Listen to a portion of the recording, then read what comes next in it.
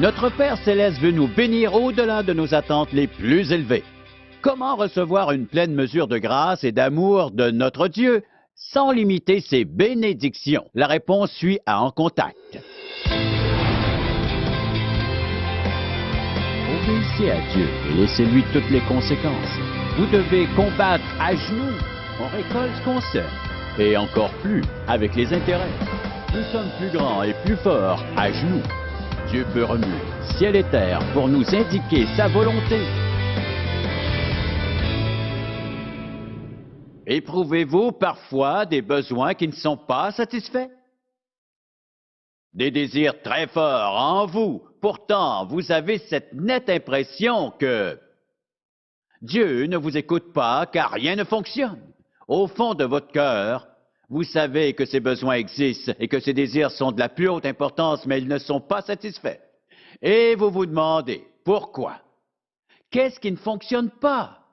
Vous croyez en Dieu, vous avez reçu Jésus-Christ en tant que sauveur. Vous essayez de faire de votre mieux et pourtant quelque chose vous manque. Est-ce parce que vous ne priez pas? Vous dites non, non, non, j'ai beaucoup prié.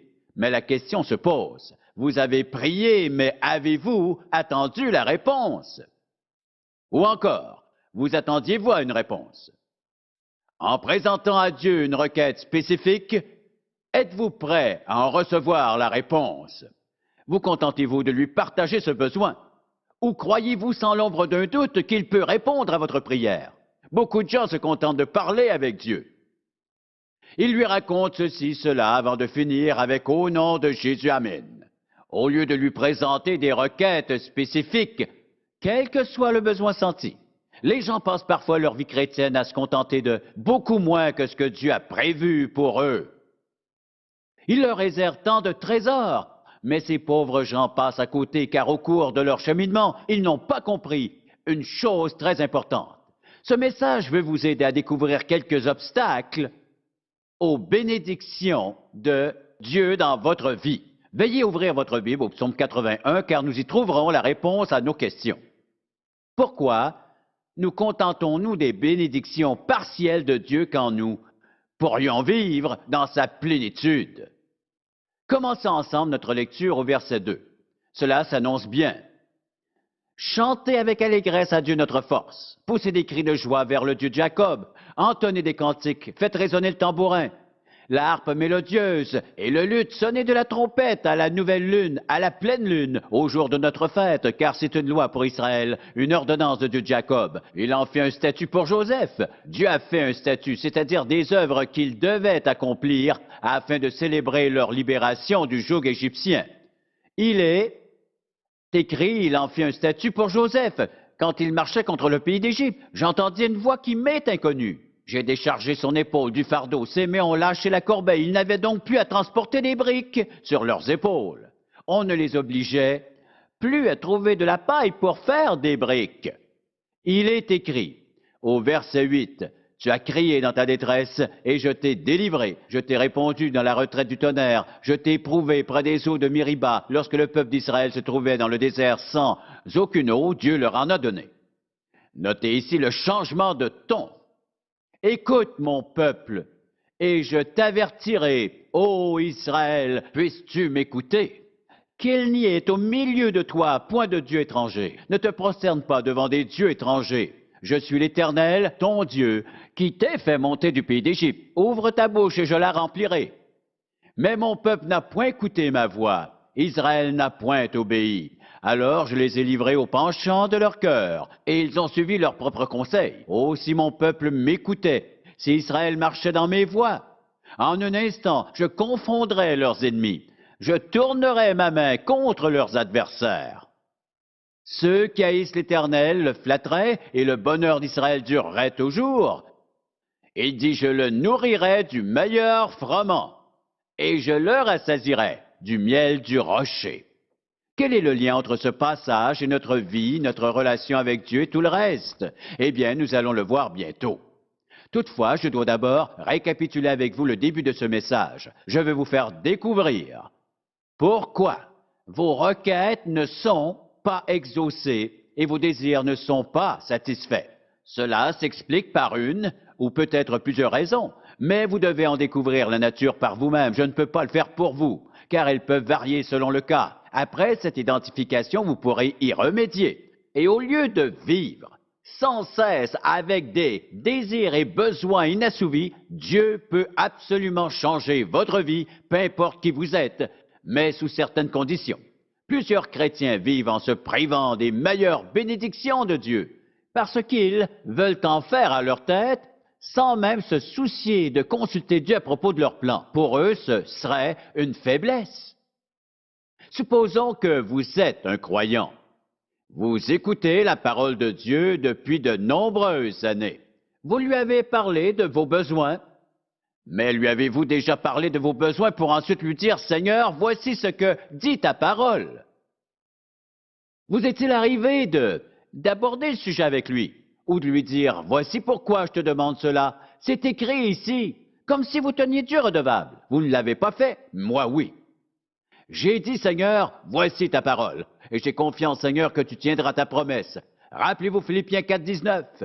Il est écrit, mon Dieu pourvoira à tous vos besoins, selon sa richesse et non la nôtre, avec gloire en Jésus-Christ seul. Une promesse de Dieu, clairement inscrite dans sa parole. Pouvons-nous tenir Dieu redevable devant elle? Certainement. C'est sa parole. Peut-il tenir sa promesse? Sans aucun doute. Comment prier Dieu? Voici ta parole. Voici ta promesse, et je m'accroche à cette promesse. Voulez-vous vraiment obtenir les meilleures bénédictions de Dieu? Retirez-vous seulement de la vie ce que vous pouvez par vos propres moyens, ou désirez-vous le meilleur d'un Dieu magnifique, omnipotent, omniscient, omniprésent, tout-puissant et qui vous aime de manière inconditionnelle?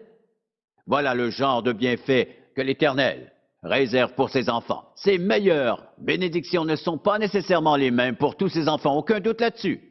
La vie de cette personne n'est pas la même que la vôtre.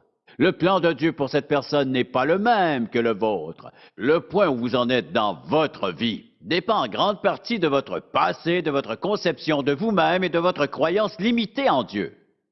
Et à dire vrai, nous devons être précis dans nos prières. Je m'explique. Les bénédictions de Dieu sont déterminées par notre réaction envers lui, par notre confiance.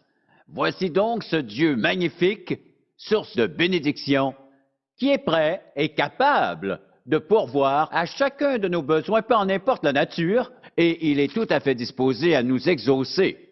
Ceci dit, nous devons connaître ses conditions. Par exemple, si nous revenons à notre passage, sa volonté reste la même. Il voulait non seulement bénir cette nation, il veut nous bénir, il désire vraiment vous bénir tous autant que vous êtes. Vous dites, ah non, non, non, non, non, minute, vous ne savez pas ce que j'ai fait, mais vraiment cela n'a aucune importance. Vous devez, cependant, être un disciple de Jésus-Christ, sinon cela ne marche pas.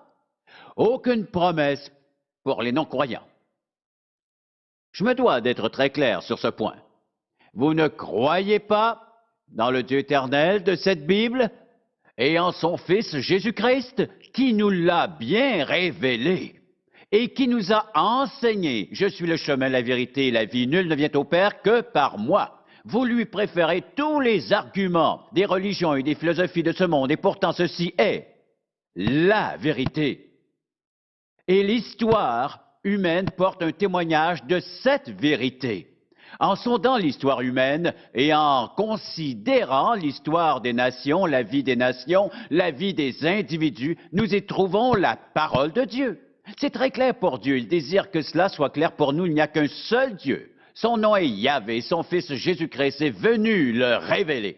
Et il est mort sur une croix pour expier notre péché. N'est-il pas vrai de dire que selon toutes les autres religions du monde, Dieu accepte ou rejette les hommes sur la seule base de leurs actions, leur conduite et tout le reste, et donc sur des œuvres humaines?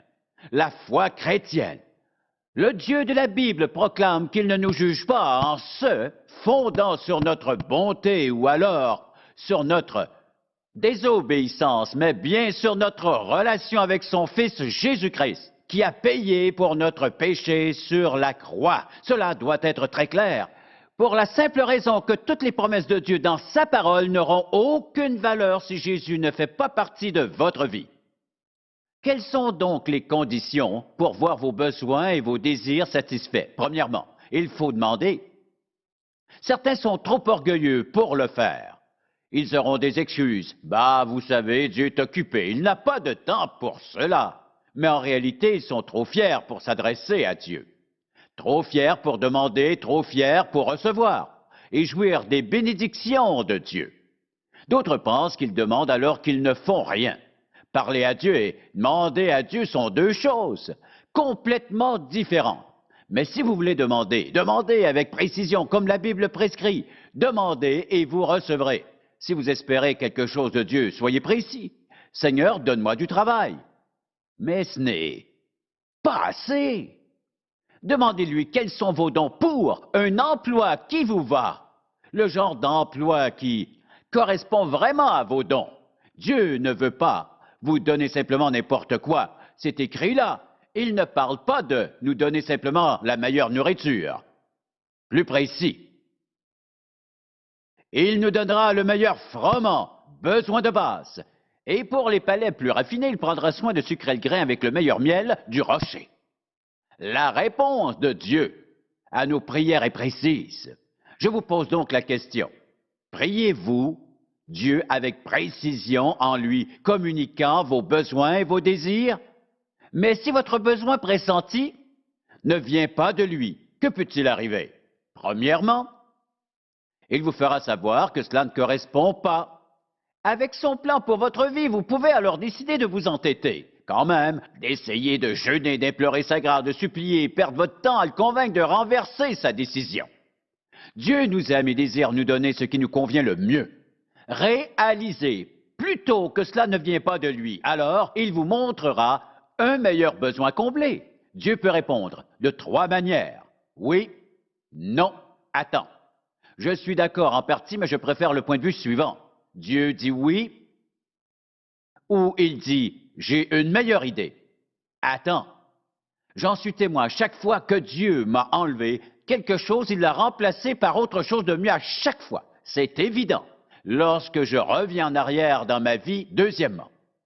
Parfois, quand je pense que ma requête est juste, Dieu ne dit pas non, mais il me dit de le laisser travailler dans ma vie, d'avoir confiance. Dieu nous réserve le meilleur de lui-même, et s'il refuse de vous donner ce que vous voulez, c'est un geste d'amour.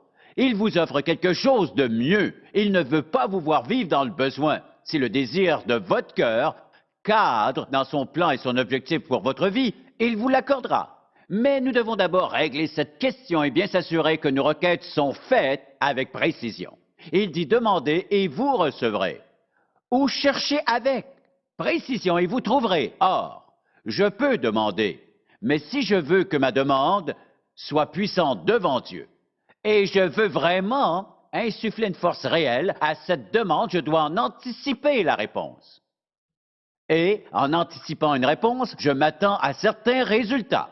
Et si je prévois certains résultats, cela signifie que je me vois déjà en train d'expérimenter, de jouir de l'exaucement. Si je formule une requête et je crois qu'elle sera sûrement exaucée, si je crois sérieusement que ma requête sera accueillie, je me préparerai en conséquence. Et si ma foi en Dieu est réelle et vraie, je serai prêt. Vous pourriez demander des choses qui exigeront une certaine préparation de votre part. Supposons, par exemple, que vous avez prié pour un certain travail et vous croyez que c'est la volonté de Dieu. Si vous croyez vraiment qu'il vous donnera cet emploi, que ferez-vous alors? Vous commencerez à vous voir dans cette position. Vous constaterez peut-être votre besoin d'être formé ou de changer des choses. Vous devrez peut-être déménager ou changer votre horaire. En d'autres mots, vous devrez effectuer certains changements. Resterez-vous là à attendre que Dieu agisse? Croyez-vous en lui au point de commencer à vous préparer parce que vous avez la certitude qu'il répondra à votre prière? Comment Dieu a-t-il agi envers Israël? Ils ont prié et Dieu les a libérés. Et Ensuite, le peuple d'Israël a suivi son propre conseil. Il a refusé d'obéir à Dieu. Mais Dieu ne répond pas toujours en se conformant parfaitement à nos attentes. Ou, parfois, nous attendons à une réponse, mais nous décidons soudainement que nous ne pouvons plus attendre après lui. N'est-ce pas? Incroyablement stupide.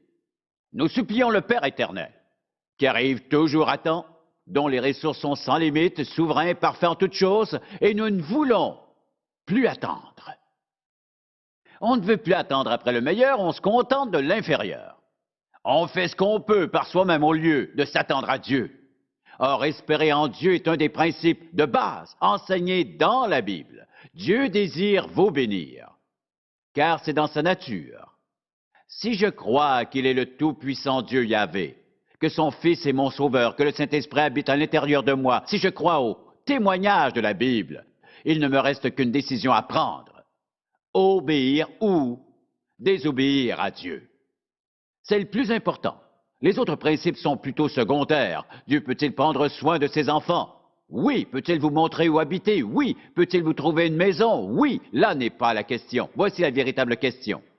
Vais-je me comporter comme les Israélites dans notre psaume? Il est écrit, « Alors je les ai livrés au penchant de leur cœur. » Dans ce passage, Dieu s'adresse à son peuple en ces termes. Je suis le véritable Dieu qui vous est délivré de l'esclavage des Égyptiens. Dieu nous délivre de l'esclavage du péché. Il écrit notre nom dans le livre de vie. Il nous donne la vie éternelle. Et il vient habiter en nous par son Saint-Esprit. Ne peut-il pas satisfaire chaque besoin et désir de notre cœur? Oui. Mais nous devons demander d'une manière appropriée. J'ai une question à vous poser. Quelle est la mesure de votre foi? Lorsque vous ouvrez votre bouche, est-il écrit « Je vous donnerai quelques miettes » ? Non. Je vous donnerai quelques gouttes? Non. Dieu la remplira. Ou on peut voir les choses ainsi. Vous présentez-vous devant Dieu avec un dé à coudre ou un baril? Plusieurs préfèrent le dé à coudre. Quels sont vos besoins? Ne sont-ils pas plus grands qu'un dé à coudre? Vos désirs sont-ils plus gros qu'un dé à coudre? Nous sommes seulement des hommes. Il est le Tout-Puissant, le souverain Dieu de l'univers. Il s'adresse à nous personnellement, qui sommes disciples du Seigneur Jésus-Christ, son Fils uniquement engendré, et le seul de cette nature. Demandez, recevez, obéissez, suivez-le, et vous verrez l'Éternel agir en votre faveur. Faites-lui confiance. Je vous pose une question. Marchez-vous dans les sentiers du Seigneur? Ou alors dans la désobéissance? Que préférez-vous? Êtes-vous prêt à échanger quelques sous pour des gros billets de monnaie? Oh oui, oui, où faut-il aller? Il ne s'agit pas du tout de l'évangile de la prospérité, non. La seule prospérité est en Dieu. Et il l'accorde richement à ses enfants. Le message de l'Évangile n'est pas la prospérité, mais la naissance virginale de Jésus-Christ, le Fils de Dieu uniquement engendré, venu dans le monde mourir pour nos péchés sur la croix du Calvaire, payant complètement notre dette par sa résurrection. Il nous a assuré notre salut, et un jour nous ressusciterons pour passer l'éternité avec lui. C'est ça l'Évangile. Aucun rapport avec la prospérité. Le message de l'Évangile n'est donc pas la prospérité, prospérité, prospérité, mais c'est Dieu, son Fils Jésus-Christ et le Saint-Esprit, de notre obéissance en laissant Dieu décider de ce qu'il veut nous donner. Désirez-vous les meilleures bénédictions ou quelque chose de moins bon? Dieu dit d'ouvrir la bouche et il la remplira. En d'autres mots, aspirez grand, anticipez grand, surtout faites-lui confiance. Et avec ce genre d'attitude, assurez-vous de marcher sans cesse dans ses voies en l'écoutant et vous recevrez plus que toute attente, et cela n'a rien à voir avec la prospérité, mais avec l'obéissance envers le Dieu Tout-Puissant. Et regardez-le. Travaillez. Êtes-vous dans cette situation? Avez-vous un besoin? Peut-être est-ce simplement de connaître sa volonté. Oui, les gens viennent me voir en me disant qu'ils demandent sans cesse à Dieu de leur indiquer sa volonté pour leur vie. Je leur dis d'arrêter. Pourquoi Dieu attendrait-il si longtemps pour me montrer sa volonté lorsqu'il sait que je dois la connaître, pour être capable de lui obéir? Est-ce que je veux obéir à Dieu? Nous devons comprendre que Dieu n'est pas seulement un Dieu généreux qui prend soin de nous. Il est un Dieu de sainteté. Il veut notre bien. Et de son point de vue, cela consiste à nous rendre capables de connaître et d'obéir à sa volonté pour que le monde reconnaisse le bien qu'il fait dans notre vie. Il veut apporter gloire et honneur à son nom, afin qu'en le voyant travailler dans notre vie, le monde sache que le Dieu dans lequel nous croyons est le vrai et unique Dieu, que son Fils, Jésus-Christ, a accepté la croix au prix de sa vie, afin que nous puissions vivre. C'est la véritable vie. Il ne s'agit pas de se laisser aller. Les églises sont pleines de gens qui marchent selon leur chair. Ils ont plus d'idoles qu'ils ne peuvent en compter. Leur foi est faite, elle n'est ni réelle, sincère ou vraie. Ils nous donnent toutes sortes d'excuses. Si vous saviez ce que j'ai fait, et puis après, nous avons tous fait des choses dont nous ne sommes pas trop fiers. Il n'y a personne ici qui ne pourrait pas nommer un squelette qui a dû sortir de son placard. Amen? Vous n'avez pas l'air trop convaincu. Mais si vous êtes franc et honnête avec vous-même et devant Dieu, vous direz « Amen, vrai ?» Et alors, Dieu entre dans le placard et il fait le ménage. Vous vous êtes repenti, il vous a pardonné, tout cela c'est du passé. Dieu veut vous bénir, cela ne sert à rien de vivre dans le passé. Cela ne sert à rien du tout. Vous avez fait des choses dans votre vie, nous en avons tous fait, mais il existe un remède. Et c'est le sang de Jésus qui nous a complètement purifiés. Et le Saint-Esprit de Dieu nous fortifie, nous comble de bienfaits si nous lui faisons vraiment confiance. Si vous m'avez suivi jusqu'ici, vous devez vous demander ce qu'il faut faire maintenant. Attention, ce qui suit est très important. Dieu veut vous remplir de ses bénédictions. Et il m'a donné ce message pour vous. Je ne veux pas perdre mon temps à parler à des gens qui n'écoutent pas. Alors j'espère que vous m'écoutez. Amen? Bien, voilà ce qu'il faut faire. Demandez à Dieu de vous montrer ce qui l'empêche de vous bénir abondamment. Demandez-lui. C'est vous, le montre. Ne dites pas que ça ne peut pas être cela. Il répond à votre prière en vous le montrant. Que direz-vous si vous ne voulez pas lui abandonner cet obstacle? Eh bien, personne n'est parfait, non? S'il vous montre un péché qui s'érige, réglez cela. Demandez-lui de vous montrer ce qui vous empêche de devenir la personne qu'il désire. Qu'il puisse démasquer les idoles dans votre vie. Et vérifiez votre attitude avec les gens qui vous entourent. Accordez-vous trop d'importance à l'opinion qu'ils se font de vous. Accordez-vous plus d'importance à leurs opinions et à leurs attentes qu'à la volonté du Très-Haut pour votre vie. Une repentance sincère n'implique pas forcément des pleurs et une confession publique. Pour vous mettre en règle avec Dieu, non, vous pouvez le faire à la maison, en sondant votre cœur et en demandant à Dieu de vous examiner. Il connaît très bien la nature de l'obstacle qui l'empêche de vous bénir. Et lorsqu'il vous le montre, vous devez prendre une décision. Soit renoncer à votre péché, ou alors le garder. Si vous y renoncez, vous ne voulez plus succomber. Vous demandez pardon à Dieu d'avoir gardé cela aussi longtemps dans votre vie, et par la puissance de son Saint-Esprit de vous permettre de vous éloigner de ce péché, de vivre dans l'obéissance devant lui en ayant confiance qu'il vous donnera cette force pour vivre saintement devant lui. Vous le verrez ensuite agir en vous. Vous anticiperez des résultats concrets dans votre vie pendant qu'il travaille. Dieu répondra avec précision. Il vous montrera précisément ce qui pose un obstacle. Et lorsque vous laisserez tout entre ses mains, vous verrez des changements. Jusque-là, votre vie était remplie de choses que vous considériez absolument nécessaires, mais rendues là, vous voulez vous assurer devant Dieu qu'il ne reste plus rien dans votre vie qui ne devrait pas s'y trouver. Vous faites le ménage. Et Dieu agira. Dorénavant, Dieu commencera bientôt à vous bénir, guider, conduire et honorer. Oui, il commencera son travail dans votre vie et ni vous ni moi ne pourrions imaginer la nature de ce travail. Personne ne peut dire ce qu'il va faire, seulement lui.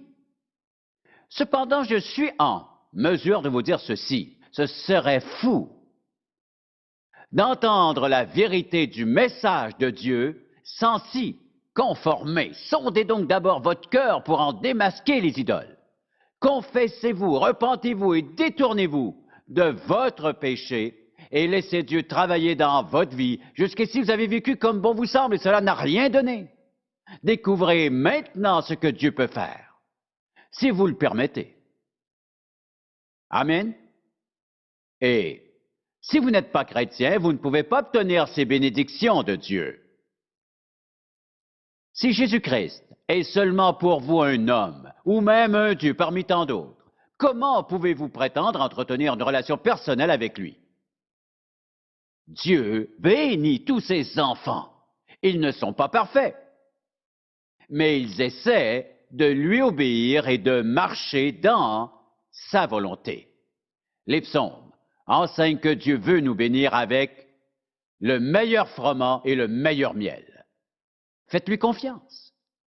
Notre Père, nous te remercions d'être un Dieu si généreux et pardonne-nous de rater toutes ces bénédictions que tu tiens en réserve pour tous tes enfants. Je te prie d'enfoncer cette vérité dans chaque cœur afin qu'aucun ne puisse échapper. Et si un besoin se fait sentir, que notre cœur puisse vérifier à chaque fois pour savoir si cela vient de toi ou non. Car nous voulons tes bénédictions. Au nom de Jésus. Amen. Pour obtenir plus d'informations sur les ministères En Contact ou pour savoir comment entretenir une relation personnelle avec Jésus-Christ, composez notre numéro de téléphone ou écrivez-nous en utilisant l'adresse sur votre écran. En Contact avec Charles Stanley a été réalisé par la grâce de Dieu et la fidélité de nos partenaires de ministère à travers le monde.